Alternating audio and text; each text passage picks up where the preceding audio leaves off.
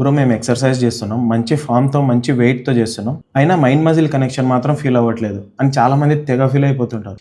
మనం ఫ్యాక్ట్స్ మాట్లాడుకుంటే సోషల్ మీడియాలో మైండ్ మజిల్ కనెక్షన్‌ని కీమో కొట్టేశారు. అసలు మైండ్ మజిల్ కనెక్షన్ అంటే ఒక ఫీలింగ్, మజిల్ లోపల ఫీల్ అయ్యే ఒక సెన్సేషన్ కింద మార్చేశారు. Which is funny. సో ఇప్పుడు చాలా మంది ఆ బర్నింగ్ సెన్సేషన్ కోసం రెప్‌ని స్లోగా చేయడం, డీప్ స్ట్రెచ్ వెళ్ళడం, కాన్సంట్రిక్‌లో ఎక్కువసేపు హోల్డ్ చేయడం ఇలాంటివి చేస్తుంటారు జస్ట్ ఆ సెన్సేషన్ ఫీల్ అవ్వడానికి. ప్రాబ్లమ్ ఏంటంటే వీటి వల్ల మనం ఎటువంటి అడిషనల్ బెనిఫిట్‌ని పొందలేము. అండ్ వీటి వల్ల ఇంకా ప్రోగ్రెస్ కూడా స్లో అవుతుంది. సపోజ్ మీరు ఏదైనా ఎక్సర్సైజ్ చేస్తున్నప్పుడు ఆ వెయిట్ పాయింట్ ఏ నుండి పాయింట్ బికి ఎలా వచ్చింది మజిల్ కాంట్రాక్ట్ అవ్వకుండానే? Doesn't make any sense right? ఊరికే అక్కడ కూర్చొని ధ్యానం చేస్తే వెయిట్ దాని అంతగా అదే పైకి రాదు కదా. యాక్చువల్లీ మైండ్ మజిల్ కనెక్షన్ అంటే ఫోకస్ ఆఫ్ అటెన్షన్. అంటే మనం చేసే మూవ్మెంట్ మీద మనం ఫోకస్ పెట్టడం, which is a good thing. నేను బ్యాడ్ అని చెప్పట్లేదు. కానీ మేము అక్కడ సెన్సేషన్స్, బర్నింగ్, పెయిన్ ఫీల్ అవ్వట్లేదు, మైండ్ మజిల్ కనెక్షన్ ఫీల్ అవ్వట్లేదు అంటే మనకు వచ్చే ఈ సెన్సేషన్స్ అన్ని మెటాబోలైట్ అక్యుములేషన్ ఇంకా వేరే ఫ్యాక్టర్స్ మీద డిపెండ్ అయి ఉంటుంది. దీనికి మజిల్ గ్రోత్ కి ఎటువంటి సంబంధం లేదు. సో నా పాయింట్ ఏంటంటే మనం ఏ ఎక్సర్సైజ్ చేసినా ఆ మజిల్ నుండి సెన్సేషన్స్ ఫీల్ అవ్వాల్సిన అవసరం లేదు.